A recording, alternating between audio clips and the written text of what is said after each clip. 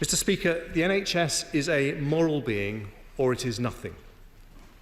It was set up 65 years ago with the noble ideal that no one should ever be prevented by background or finance from accessing the best care. That is why it remains the most loved British institution, and rightly so. But each and every case of poor care betrays those worthy aims. I do not simply want to prevent another mid-staffs. I want our NHS to be a beacon across the world, not just for its equity, but its excellence. I want it to offer the safest, most compassionate and most effective care available anywhere, and I believe it can. But only if there is a profound transformation in the culture of the NHS. The inquiry shows the devastating effects of overly defensive responses, hurting families, suppressing the truth, and preventing lessons being learned. Failure cannot be addressed when it's covered up. So today I'm announcing new measures to promote a culture of openness and transparency.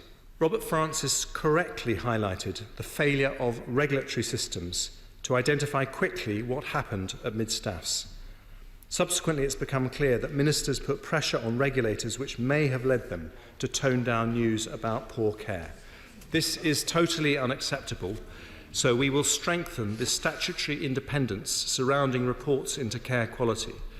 The Chief Inspector will be the nation's whistleblower-in-chief, and nothing must ever be allowed to stand in his way. Proper accountability must be at the heart of the NHS.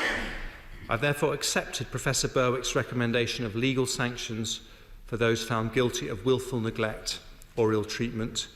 There'll be a new criminal offence for care providers that supply or publish false or misleading information, and a new fit and proper persons test will enable the CQC to bar unfit directors from boards. Mr. Speaker, today's measures are a blueprint for restoring trust in the NHS, reinforcing professional pride in NHS frontline staff, and above all giving confidence to patients that after mid-staffs, the NHS has listened, the NHS has learned, and the NHS will not rest until it is delivering the safest, most effective and most compassionate care anywhere in the world, and I commend this statement to the House.